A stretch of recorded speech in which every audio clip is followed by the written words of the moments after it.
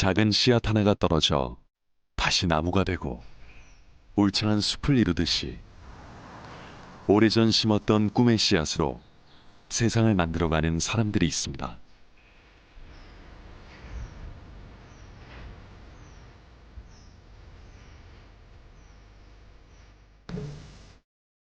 수많은 실패를 딛고 한때는 TV 속에서만 존재하던 마법 같은 세상을 현실로 만들어준 과학자들.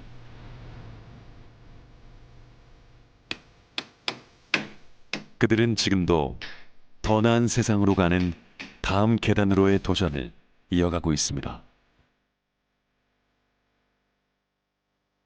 그리고 여기 오래된 상상 속 미래를 현실로 만들기 위해 도전하는 이들이 있는 곳. 대한민국 대덕연구단체가 있습니다.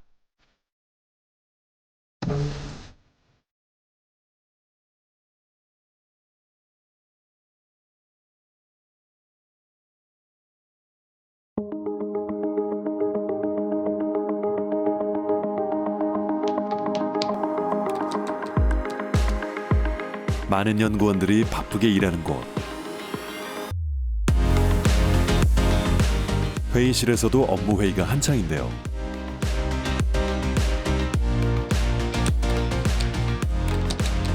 그런데 오늘 회의는 조금 특별한 이들과 함께합니다. 네, 그럼 오늘 회의는 이걸로 마무리하겠습니다. 고생하셨고요. 에이전트님은 오늘 회의한 내용 메일로 공유해 주시고요. 에이전트님은 오늘 회의 때 논의했던 분석 내용 시각화해서 공유해 주시고요. 에이전트님은 다음 회의 장소 예약하셔서 메일로 공유 부탁드립니다. 그리고 우리 코알라는 오늘 회의 장면을 그림으로 그려줘. 인공지능 기술로 미래를 만들어가는 도전자들을 한국전자통신연구원에서 만나봅니다.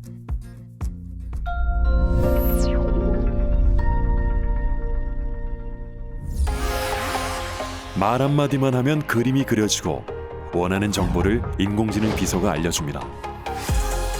나의 취향을 파악한 알고리즘이 추천해주는 영상들을 보며 시간 가는 줄을 모릅니다. 이렇게 인공지능은 우리 일상의 모든 영역에서 없어서는 안 될 핵심 요소가 됐는데요. 이 때문에 인공지능은 국가의 미래를 좌우할 전략 기술로 부상하고 있습니다. 대한민국 정보통신과학의 역사를 새롭게 써온 한국전자통신연구원. 우리 국민들의 삶 곳곳에 필요한 ICT 기술을 개발해온 이곳에서 인공지능 기술로 세상을 바꿀 또 하나의 연구가 이루어지고 있습니다. 인간의 지능을 보통 자연지능이라고 표현을 해요. 사람이 태어나서 공부하고 배워서 어떤 일을 하는 그런 역할들을 하잖아요. 인공지능은 기계에게 지능을 더해주는 기술이다라고 볼 수 있을 것 같습니다. 저는 한국전자통신연구원에서 시각지능 분야를 연구하고 있는 이용주라고 합니다. 전자통신연구원 시각지능연구실에서 연구하고 있는 이영완 선임연구원입니다.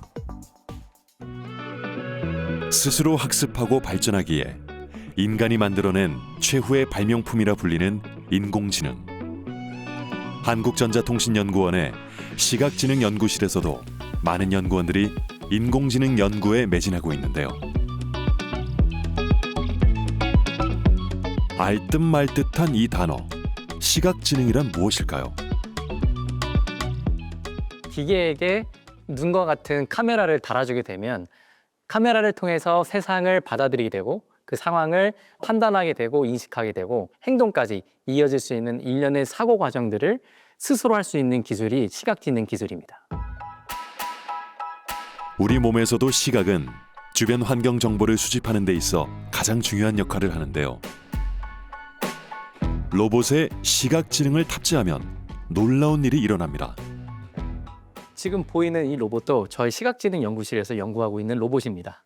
지금 제가 공을 움직이면 이 로봇이 이 공을 잘 보면서 추적해 오면서 공을 잡으려고 시도하고 있는데 시각지능을 탑재해서 학습을 함으로써 이 로봇이 공을 잘 추적해서 잡을 수 있게끔 되어 있습니다.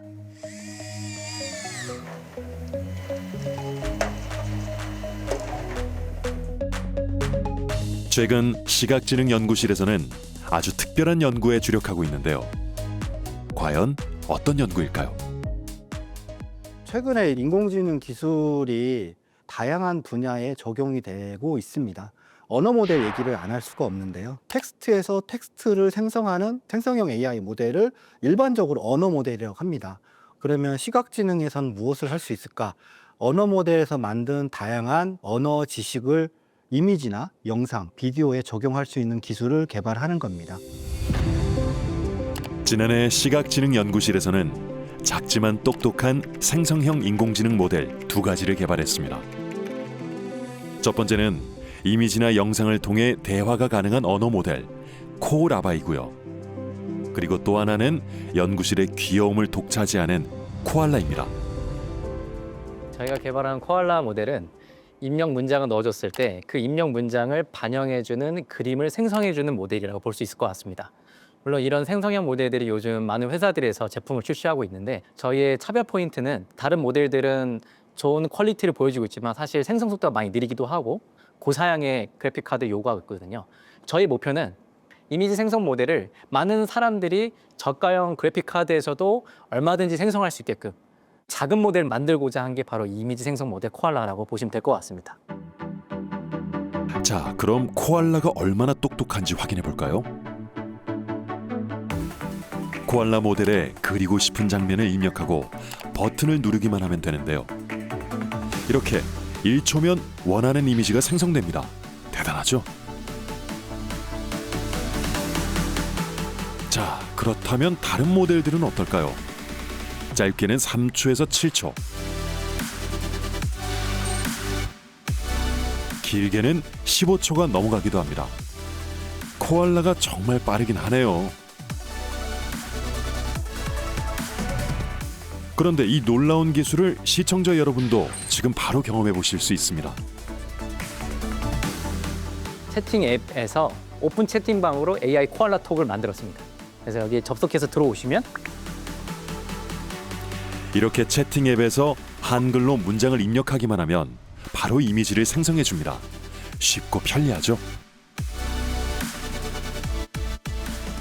빠르게 생성할 수 있는 이 특징 덕분에 교육용에서 아이들이 일러스트나 그림 일기를 그릴 때도 활용 가능하고요. 게임 업체에서도 쉽게 적용할 수 있을 것 같습니다. 인공지능 기술은 기존의 게임 개발에서도 빠질 수 없는 요소였는데요. 최근에는 생성형 인공지능이 게임 업계에 새바람을 일으키고 있습니다. 이곳은 새로운 게임의 개발이 한창인 서울의 한 게임 업체인데요. 이들이 개발 중인 게임에도 생성형 AI가 도입되어 있습니다. 생성형 AI 기술을 게임 내에 접목해서 게임 플레이랑 직접적으로 엮어서 만들고 있는 게임이고요.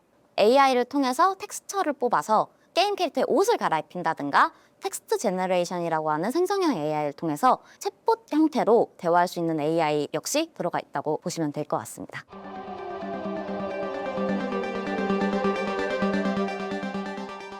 이 게임에 활용되는 생성형 AI 모델이 바로 한국전자통신연구원에서 개발해 기술 이전한 코알라입니다. 그렇다면 코알라는 이 게임에서 어떤 역할을 맡고 있을까요? 자유롭게 AI로 뽑아서 스킨 바꾸기를 할 수 있는 건데 스킨을 좀 뽑아왔어요. 이건 다 코알라로만 뽑은 AI 이미지들이고 이걸 통해서 스킨을 바꾸면 이렇게 이쪽에 나온 친구가 바뀌는 걸 볼 수가 있으세요. 예전엔 그래픽 아티스트가 하나하나 그렸던 패턴들을 코알라를 활용하면 쉽고 빠르게 만들어 게임에 적용할 수가 있습니다. 실제로 게임에서 코알로 쓰면 얼마나 빠른데 같은 걸 좀 보여드리고 싶어서 이제 이런 걸 준비해 봤는데 아티스트 코알라 라고 입력을 하고 엔터를 누르면 지금 생성이 되고 있고 이제 코알라는 이렇게 나왔는데 아직 오고 있는 중이에요. 아직 못 왔어요. 이렇게 시간이 좀 많이 차이가 납니다. 수많은 생성형 AI 모델들 중 이 게임에서 코알라를 선택한 이유가 있다는데요.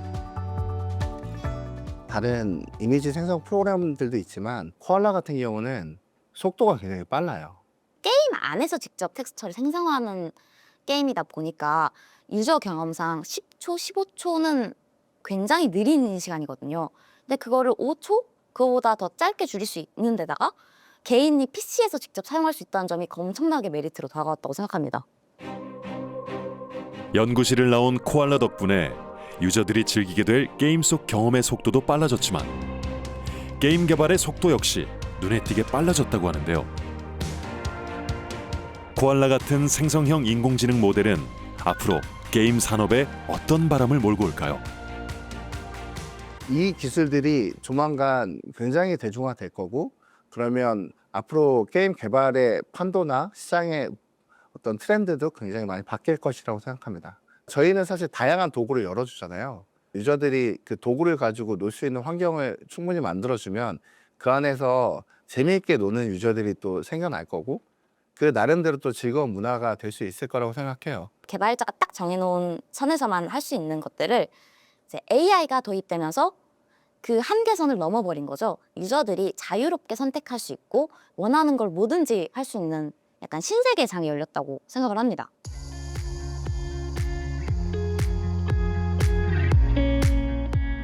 제가 연구 개발했던 결과물이 다른 누군가가 써주고 활용해서 유용하다라고 인정해 줄 때가 가장 보람이 있었던 것 같습니다. 단순히 논문으로만 보고서로만 그쳐서 사라져버리는 기술이 아니라 여기저기서 제 기술이 쓰이고 참 유용하다라고 사람들이 인정해 줄 때 그때 가장 큰 보람을 느꼈던 것 같습니다. 자신이 개발한 기술이 인정받을 때의 보람만큼 연구자들을 나아가게 하는 큰 힘이 또 있을까요? 연구소 생활을 한 20년 넘게 하다 보면 사실 매일 그 틀에 박힌 생활을 하는데 항상 이제 아침에 일어나서 출근할 때마다 저는 기쁜 마음으로 출근해요. 오늘 가서 또 어떤 재밌는 걸 해볼 수 있을까? 연구를 하다 보면 앞으로 인공지능이 할 수 있는 그 미래상 같은 거에 대해서 많이 고민을 하게 돼요. 향후에는 AGI라고 해서 범용 인공지능 기술이 발전할 거라고 보고 있고요. 내 삶에 스며드는 그런 기술이 될 겁니다. 그래서 비서나 로봇 이런 형태로 내가 일에 집중을 좀 덜 해도 되고 내 일을 누군가가 와서 해 놓는 거죠. 사람이 필요로 하는 그 기술을 사람의 노동이 없이도 누군가가 필요한 이 기술들을 대체해 줄 수 있지 않을까. 여기는 AI for Everyone이라는 큰 미션을 저희가 실행함에 있어서 제가 작게나마 도움이 되지 않을까 기대해 보고 있습니다. 인공지능 기술 연구로 미래를 그려가는 이들에게 도전이란 무엇일까요?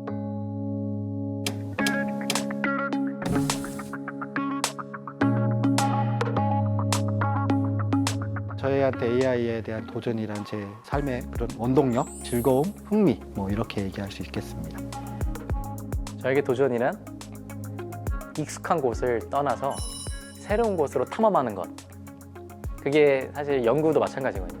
새로운 연구 주제가 주어졌을 때 얼마든지 새로운 곳으로 탐험을 나감으로써 다양한 관점으로 다양한 소스를 통해서 계속해서 제 스스로가 성장해 나가고 발전해 나가는 과정이 연구자로서의 도전이라고 생각합니다.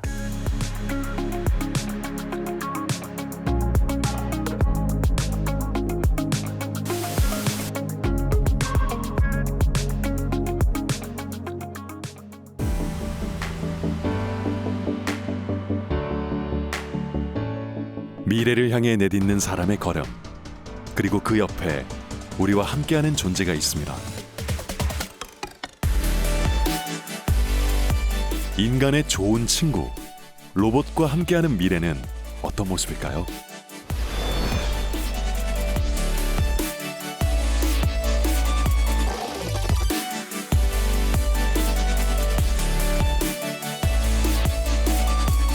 로봇의 응용 분야가 어디냐라는 질문을 받게 되면 모두다라고 항상 대답을 하거든요. 인간과 로봇은 서로에게 파트너다. 저는 한국기계연구원 AI로봇 연구소 첨단 로봇 연구센터에서 인간을 이롭게 하는 로봇을 연구하고 있는 박동일입니다.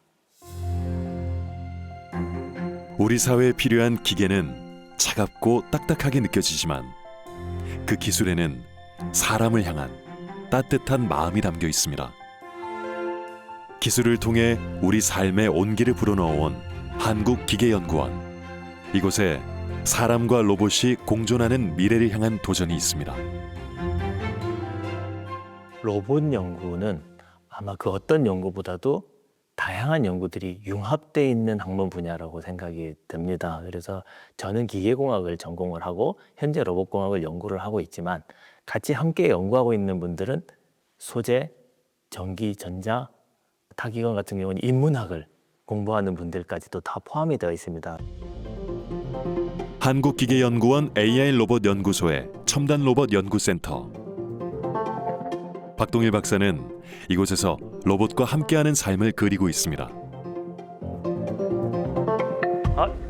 잘 돼요? 잘 돼요? 점검도 불가능하고 아니 뭐 때문에 그러면 또 어느새 우리의 일상 깊숙이 들어온 로봇이란 이름의 동반자들. 그런데 혹시 로봇이 무엇인지에 대해 생각해 보신 적 있나요? 로봇이 무엇이냐라는 질문을 많이 받는데요. 공학자 입장에서 항상 대답하는 것은 자축 제어 가능하고 프로그래밍 가능한 기계 장치 이렇게 대답을 합니다. 그러면은 잘 이해를 못 하셔서 좀 쉽게 얘기하면 인간을 대신해서 일을 해주는 기계 장치 이렇게 표현을 하기도 합니다. 저희 센터에서 오랫동안 개발해 왔던 거는 산업용 로봇 쪽이었었습니다. 공장에서 사람이 하는 어려운 일을 대신해 주는. 그러기 위해서는 로봇 팔에 대한 연구도 필요하고 로봇 손, 그리퍼에 대한 연구도 필요합니다. 지금 보여드릴 거는 이 그리퍼에 해당하는 부분인데 그리퍼도 크게 하나의 그리퍼로 모든 물건을 다 핸들링할 수 있는 형태의 이런 맞는 그리퍼 형태가 있고 로봇 손에 대한 부분도 있습니다. 다양한 형태의 로봇 손들 중에서도 맞는 그리퍼는 특별한데요. 여기 개발된 이 그리퍼는 공합도 쓰고 또 적응형 소프트한 유연 머티리얼도 쓰고 해서 모든 물건을 다 집게 되어 있고요. 그중에 가장 어렵다고 볼 수 있는 아주 가는 바닥에 있는 바늘과 같은 것들까지 다 취급할 수 있는 것을 한번 보여드리겠습니다. 사람도 집기 힘든 바늘을 쉽게 집어 올리는 코끼리의 코를 모사한 맞는 그리퍼인데요. 물건의 형태나 재질과 상관없이 무엇이든 안정적으로 집을 수 있는 사람의 손을 대신할 로봇입니다. 조금씩 우리 현장에서 필요로 하는 것들이 사람의 손과 팔만이 아니고 사람의 다리를 대신해 줄 수 있는 로봇 시스템도 개발해 달라는 요청도 있었습니다.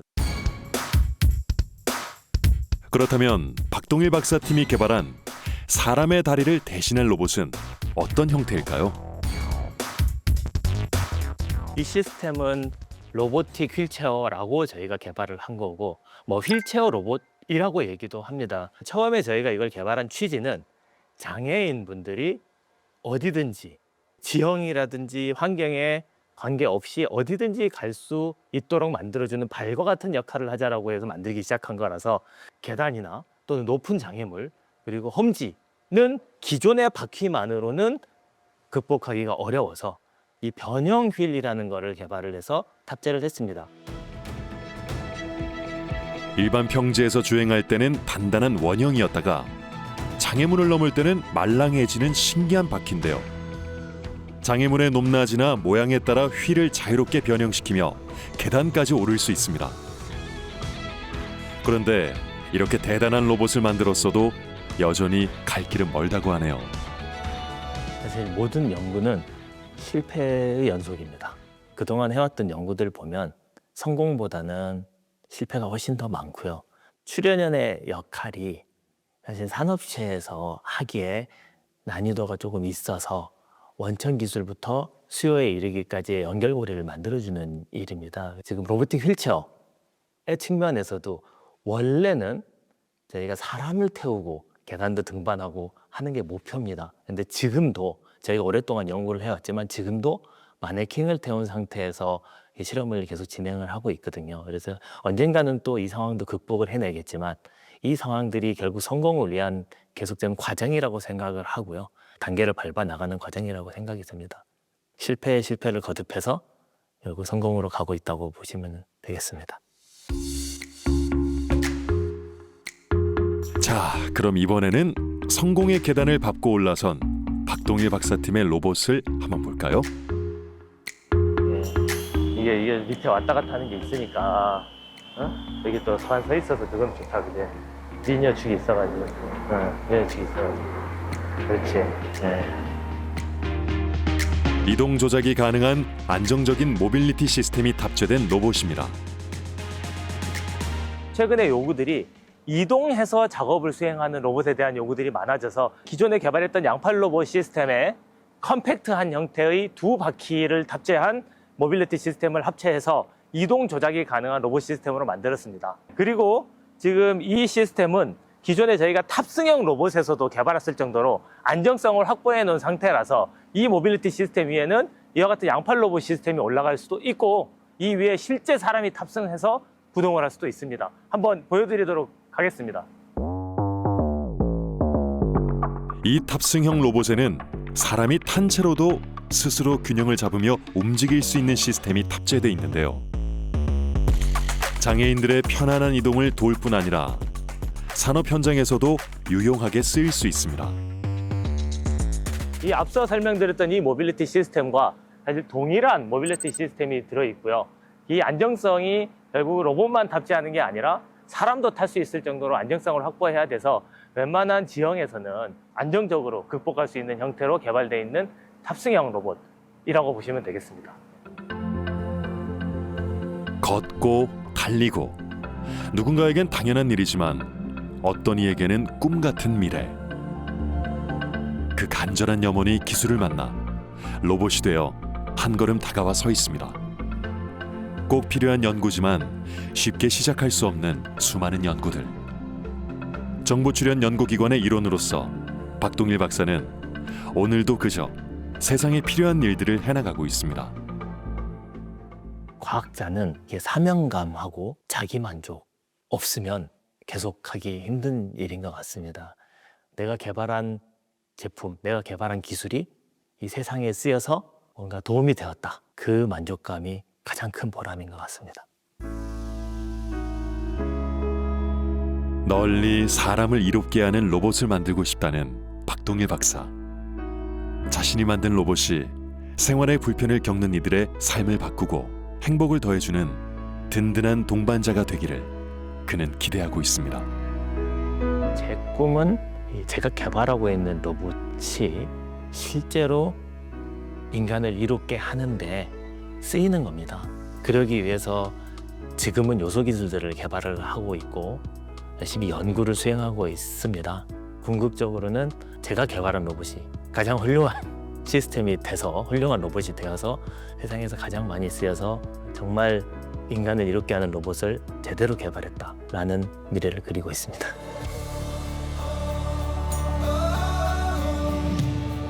저에게 도전이란 실패의 연속입니다. 연구를 하는 과정에서 목표했던 대로 달성하기에 엄청나게 많은 난관들이 존재를 합니다. 그러면 그 하나하나의 난관들 때마다 계속해서 실패를 거듭하게 되는데 그 실패들을 극복을 지속적으로 해야만 결국 끝에서는 성공을 할 수 있기 때문에 항상 실패를 극복해야 한다는 의미에서 실패 연속이라고 얘기를 드렸습니다.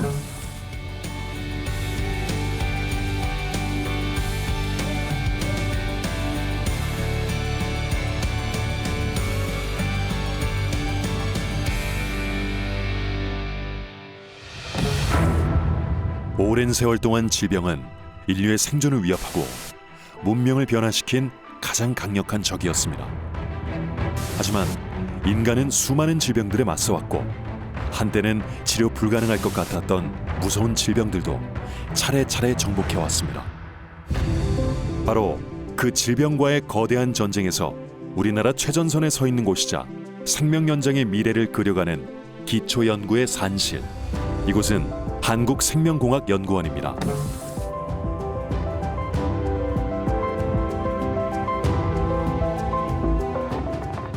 암이란 건 유전자 변이에 의해서 생긴 돌연변이 암세포가 죽지 않고 증식해서 결국에 장기를 손상하게 하는 그런 질병입니다. 안녕하세요. 저는 한국생명공학연구원 바이오나노 연구센터에서 근무하고 있는 강태준입니다. 저희는 바이오나노 연구센터라는 이름에 맞게 다양한 융합 연구를 활용해서 질병 진단에 필요한 여러 가지 기술들을 개발하는 연구를 진행하고 있습니다. 한국생명공학연구원의 바이오나노 연구센터에서는 암이나 감염병, 만성질환과 같은 다양한 질병을 연구하고 있는데요. 강태준 박사팀은 그 중에서도 암과의 전쟁에서 좋은 성과를 내고 있습니다. 암은 우리 인류를 위협하는 가장 큰 해결해야 될 질병 중에 하나인데 특정 암 같은 경우는 사실 1, 2기에만 발견해서 치료를 하면은 95%, 97% 이상 생존율을 보이기 때문에 빨리 진단하는 게 무엇보다도 중요한 질병이라고 할 수 있습니다. 암세포가 생기는 첫 번째 원인은 우리 몸 어딘가에서 유전자 변이가 일어나기 때문인데요. 우리 몸에 발생한 유전자 변이를 빨리 알아낸다면 조기 진단과 치료가 가능하겠죠.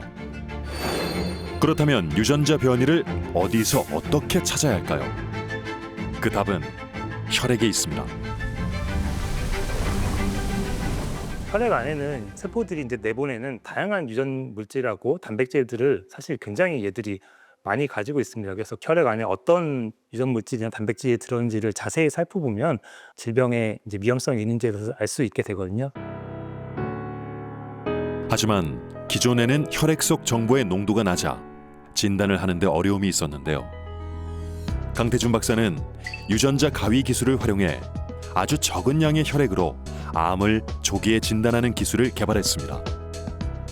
혈액에 존재하는 유전자 변이를 검출하기 위한 기기고 혈액에서 얻은 샘플을 저희가 개발한 진단 시약과 함께 이 튜브에 같이 넣어주고 기기에 넣어서 반응을 시켜주면 혈액 내에 있는 미세한 유전자 변이가 어떤 것들이 있는지 검출할 수 있게 됩니다. 유전자 검출 기술. 어렵고 낯선 실험실 이야기 같지만 사실 얼마 전까지만 해도 우리 삶 깊숙이 들어와 있던 기술입니다. 이런 유전자를 검출하는 기술은 코로나 팬데믹으로 인해서 전 국민이 한 번쯤은 들어보셨을 PCR이라는 기술이 사실 가장 대표적이고 지금 널리 사용되는 기술입니다. 팬데믹이 터지고 나서 이제 저희 같은 경우에는 정부 출연 연구소이기 때문에 당연히 코로나 진단에 대해서 집중적으로 수년간 연구를 했었고요. 코로나19 확진자가 계속 늘면서 충청권 곳곳에서 집단 감염이 좀처럼 진정되지 않고 있는데요.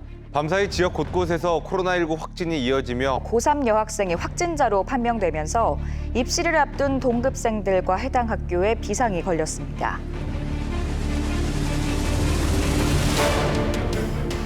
모두가 함께 헤쳐온 길고 어두웠던 터널.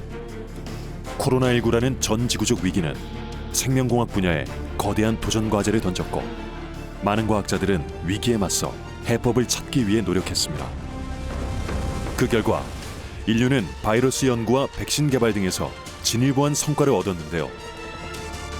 이 어둡고 힘들었던 시간 속에서도 한국생명공학연구원은 국민들을 위해 쉬지 않고 연구했습니다.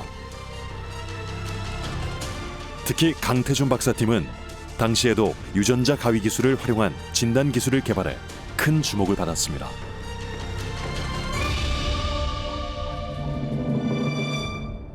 생명공학연구원이 1시간 내에 스마트폰 앱을 활용해 PCR 검사 수준의 정확도로 코로나19 진단이 가능한 기술을 개발했습니다. 감염 여부는 물론 바이러스 농도까지 정량화해 정확하게 분석됩니다. 빠르게 색깔 변화를 통해서 코로나 바이러스를 진단할 수 있는 그런 기술이고 또 유전자 가위를 활용해서 이 코로나 바이러스 유전자가 정말 제대로 증폭되었는지 교차 검증을 해줌으로써 정확성을 높일 수 있었습니다. 코로나19 당시 감염병 진단에 PCR 검사가 활용됐지만 많은 시간과 장비, 전문 인력을 필요로 했었는데요. 강태준 박사가 개발한 진단 기술은 바이러스 농도를 빠르고 정확하게 분석하는 데 도움이 됐습니다.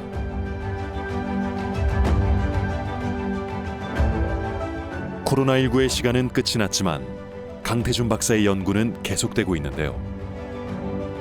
앞으로도 자신이 개발한 기술이 많은 사람들을 질병의 고통에서 벗어나게 해주기를 바라고 있습니다. 암은 이미 사실 부치병은 아니고 조금 치료하기 어려운 이제 난치병이라고 생각을 합니다. 과거에 어느 순간에는 암이 부치병이었죠. 저희 어머니도 사실 암으로 돌아가셨는데 어쨌든 대부분의 경우 옛날에는 이걸 빨리 발견하지 못해서 돌아가시는 경우가 많았기 때문에 이들을 확인하는 눈이 점점 좋아지고 있어서 생존율이 많이 높아지고 있다고 생각하고 있습니다. 아직 끝나지 않은 암과의 전쟁. 강태준 박사의 도전은 한 걸음 한 걸음 승리를 향해 다가가고 있습니다.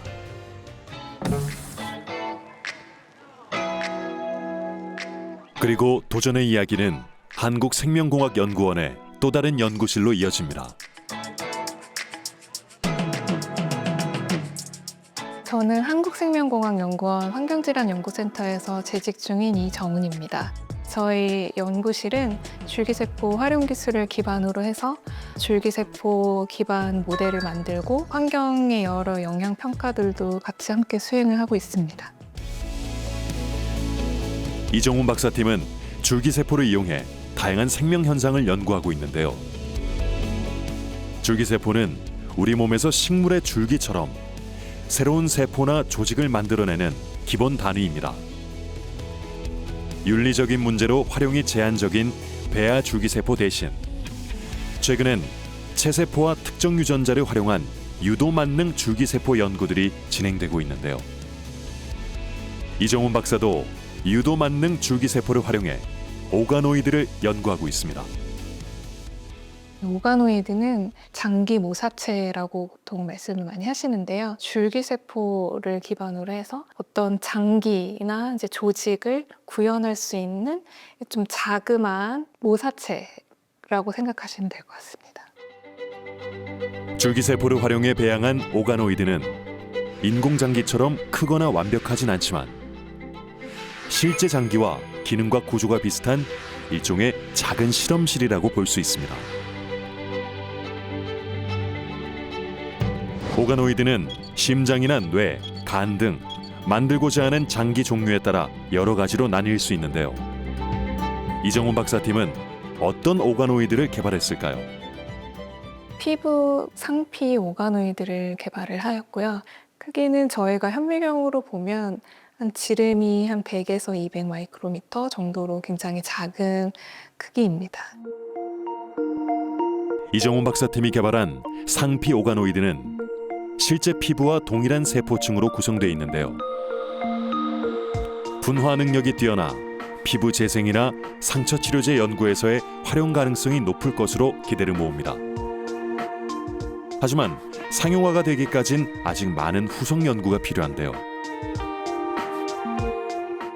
지금 상황에서는 이 오가노이드 자체의 이제 기술이 사이즈가 굉장히 커지면 이 안쪽까지 세포가 성장하는 데 필요한 여러 가지 이제 물질들이 들어가지 못해서 이 안쪽부터 좀 괴사가 되는 문제점이 있습니다. 그래서 그런 지지체 같은 거를 이제 개발을 많이 하시는데 사이즈를 정말 크게 만든다면 이식적인 부분에서 좀 도움이 될 수가 있을 것 같고요. 그러니까 전신에 이제 화상을 입은 환자라든지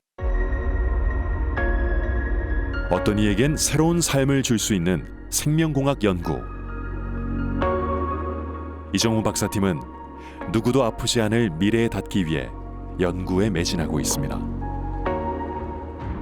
저희가 새롭게 뭔가를 의미를 부여하는 게 아니라 이미 존재하지만 드러나지 않은 것을 드러나게 해서 알려주는 역할을 한다라고 생각을 해요. 어두운 곳을 약간 굉장히 작은 손전등으로 일부를 이렇게 비춰줘서 거기서 우리가 보는 것을 자세히 설명을 하고 이렇게 모자이크처럼 되어 있는 단서들을 이어서 어떤 생명 현상에 대한 거를 좀 제시하는 사람의 몸이라는 작은 세계를 연구하는 일. 결코 쉽지 않은 도전을 계속 이어가는 이유는 무엇일까요? 실험하는 게 재미있었던 것 같아요. 가장 보람을 느끼는 순간은 얻어진 실험 결과가 실제로 다른 사람들에게도 좀 영향을 미칠 수 있는 과학적인 의미가 있을 때 생명연에서 한 10년 넘게 질병 진단에 관한 연구를 이어오고 있는데 저희가 하는 실험의 대부분은 실패를 하고 보통은 잘 안 되고 하기 때문에 실패를 늘 겪어야 되는 부분이 힘들고 그렇게 깜깜한 데서 아무것도 클루가 없는 상황에서 여러 가지 시행착오를 겪어서 어느 순간 우리가 예상했던 결과를 보이고 이런 게 활용될 수 있는 걸 봤을 때 사실 간혹 가다가 한 번씩 큰 보람을 느끼고 합니다. 저에게 도전이란 기다림인 것 같습니다. 연구를 시작하고 끝맺을 때까지 굉장히 오랜 시간이 걸리는데 그래서 저에게는 그냥 도전이 원래 계획했던 거 이루기 위한 기다림, 인내라고 생각합니다.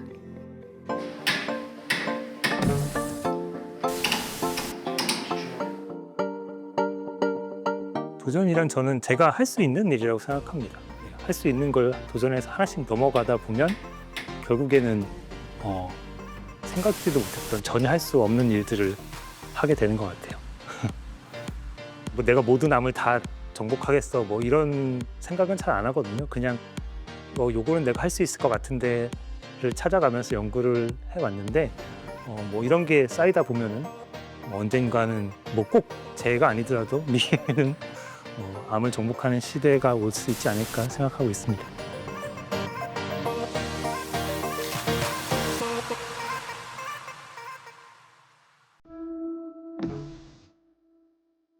미지의 세계. 이 멋진 단어는 사람들의 호기심을 끊임없이 자극해왔습니다. 그 호기심에 이끌려 인류는 늘 이곳 너머 어딘가 새로운 세계로 나아갔는데요. 여기 또 다른 미지의 세계로 발걸음을 딛는 이들이 있습니다. 저는 기초과학연구원 지하실험연구단에서 근무하고 있는 이현수라고 합니다. 저희 연구단이 크게 보면 중성미자 연구, 암흑물질 탐색 그 두 가지 분야에 집중을 하고 있는데 그 중에서 암흑물질 탐색 분야를 책임지고 있습니다.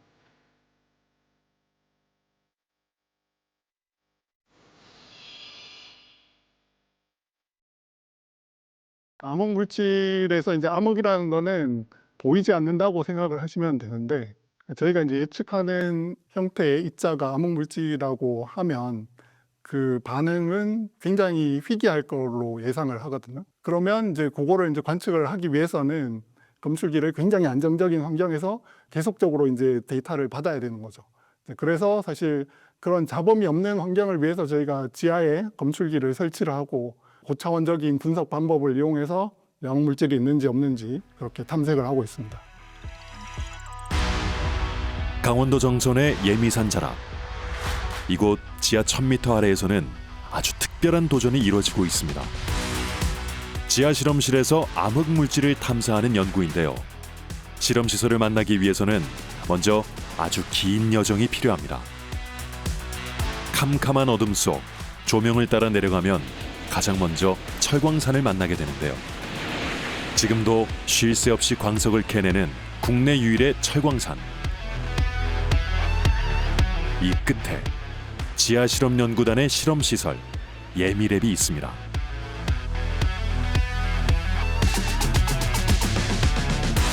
철광산 구역을 지난 뒤 기초과학연구원이 만든 터널을 전동 카트를 타고 또 한참을 내려가서야 마침내 지하실험실 예미랩에 닿을 수 있습니다.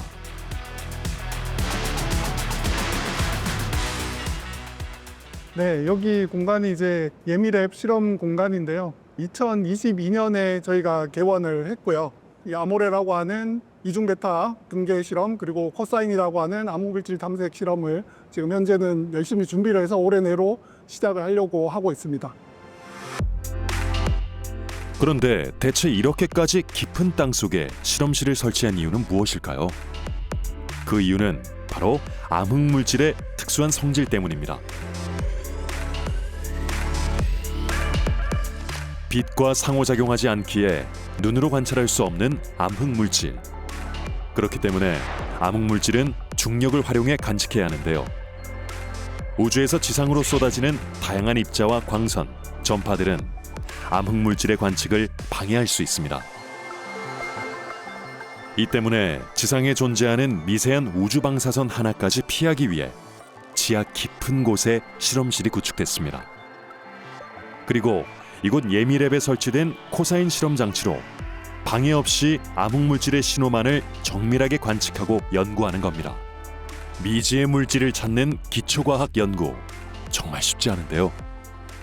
저희 연구 같으면 기초과학연구원을 통해서 정부의 지원을 받아가지고 세계 어떤 유수의 실험들과 경쟁을 하고 있는데 굉장히 이게 긴 호흡에 그 뭐 5년, 10년 데이터를 받아서 그걸 잘 분석을 해가지고 뭔가 이렇게 결과를 내는데 또 대부분은 사실은 뭐 암흑물질을 못 찾았다는 결과일 가능성이 크죠. 세계적인 연구 그룹들이 경쟁적으로 찾고 있지만 그 사람들도 여전히 못 찾은 거고 저희도 못 찾은 거니까.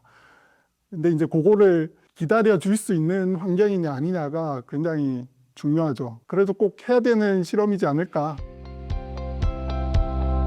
당장의 성과가 나지 않더라도 오랜 시간과 많은 비용을 투자해 도전해야 하는 기초과학 연구.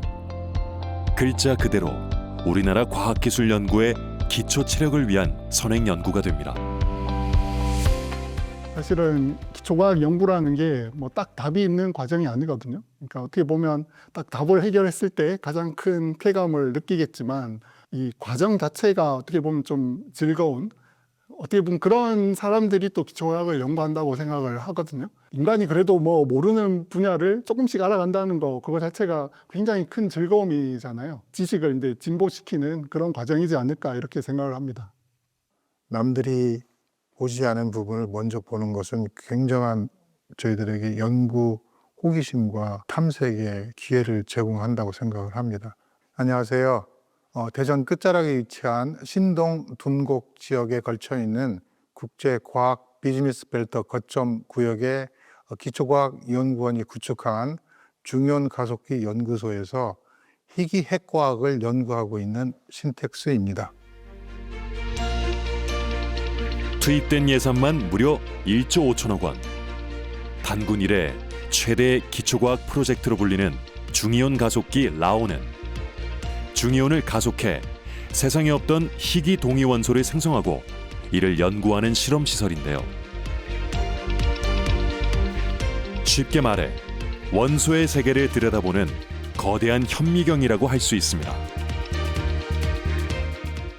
중이온 가속기 활용 분야는 중이온 빔을 이용한 신물질 연구, 반도체 연구, 육종 연구, 핵의학에 관련된 신약 개발에 사용을 할 수가 있습니다.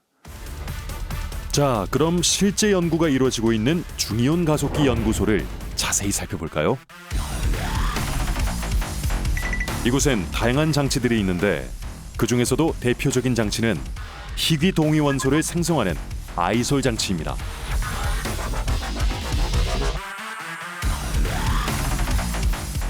그리고 지금 보시는 원형 가속기 사이클로트론이 입자를 가속시키는 아이솔 장치의 핵심 시설입니다.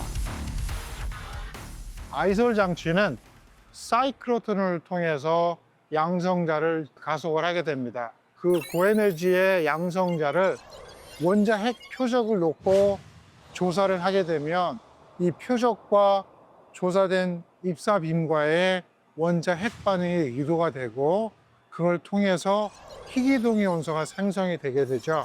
그럼 희귀동위 원소를 저희는 포집을 해서 초기 아주 저에너지 가속을 해서 여기까지 전송을 하게 되면 바로 이런 실험 장치에서 그 희귀동위 원소를 연구하고 활용할 수 있게 됩니다.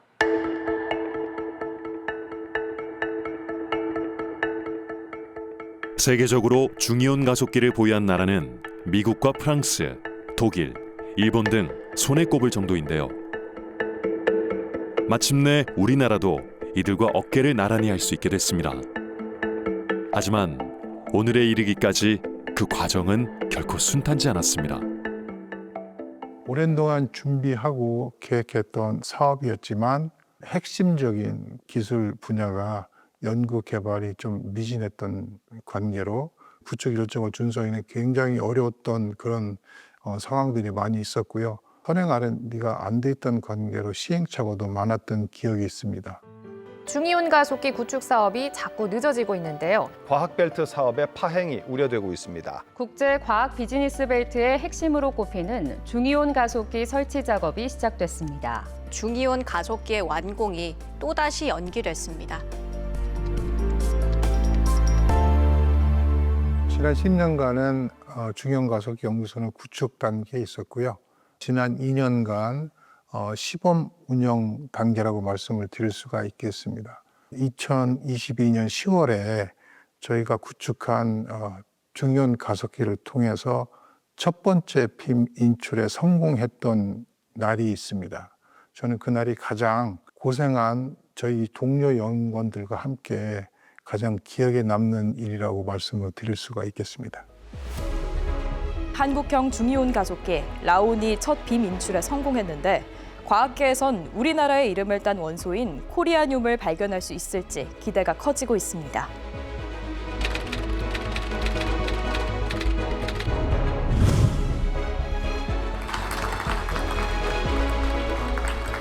지난 2011년 사업 착수 이후 1조 5천억 원이 투입된 중이온 가속기 라온. 우리 기술로 설계 제작한 라온이 첫 번째 빔 인출 시험에 성공한 순간입니다. 라온이 목표한 성능대로 한 치의 오차도 없이 작동한 겁니다. 세계 각국의 연구자들은 벌써부터 대전 라온에 거는 기대가 큽니다. 기초과학 연구는 실패의 과정 속에서도 얻는 교훈들과 활용의 가치가 있는 그런 분야라고 생각을 합니다. 저는 저희가 구축을 시작한 중이온 가속기 연구소가 다른 연구소가 가지 못한 그런 영역에서 희귀 동위원소를 생성하고 그걸 가지고 연구를 하는 게 목표고요. 그러한 작업을 안정적으로 수행할 수 있도록 저는 준비 작업을 하는 데까지가 저의 임무라고 생각을 하고 있습니다.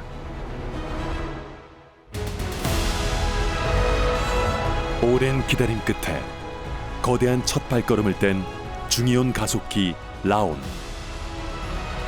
그리고 신택수 박사의 도전이 우리나라를 넘어 세계 기초과학의 미래를 그려가고 있습니다.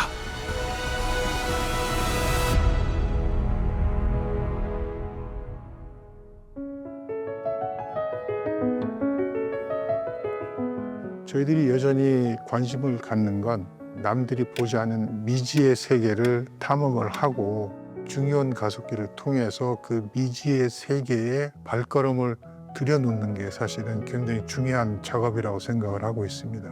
도전이란 신택수를 춤을 추게 하는 겁니다. 흥미로운 주제를 발견했을 때 저의 모든 피 속에 있는 아드레날린이 움직이기 시작합니다. 그걸 통해서 제가 그쪽에서 열심히 뛰어다니면서 춤을 추고 일을 할 수 있도록 해주는 게 바로 그 도전이라고 생각합니다.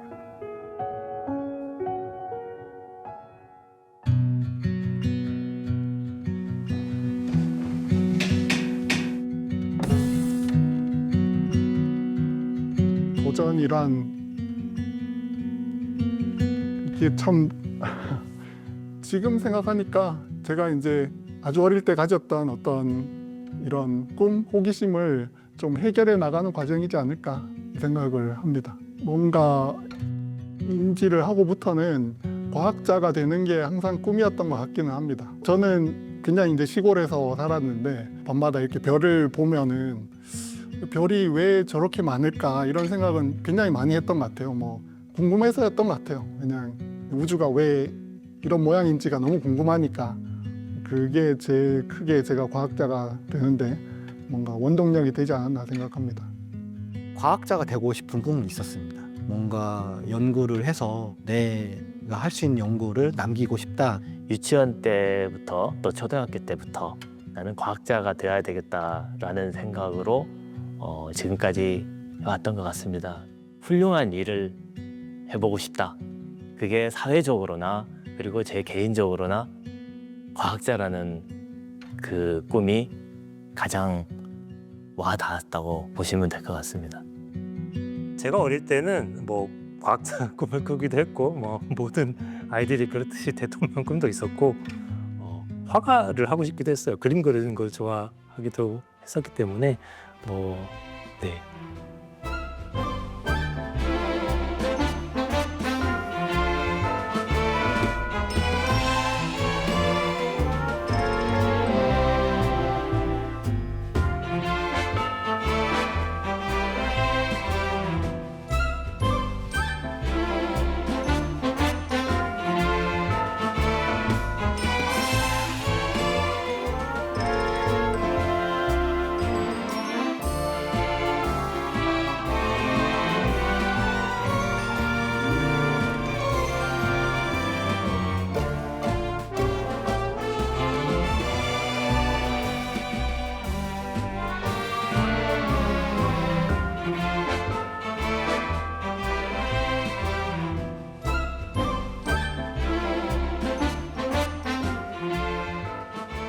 안녕하세요. 세상을 그려주시는 거예요? 저는 미래를 그려주는 화가예요. 우리 친구는 어떤 미래를 상상하고 있어요? 아저씨가 짠 하고 그려줄게요. 엘리베이터를 타고 우주로 가서 외계인도 보고 행성도 보고 싶어요. 얼마든지 그려줄 수 있죠. 잠시만 기다려보세요. 우주에 엘리베이터를 타고 올라가는 모습을 그려줘.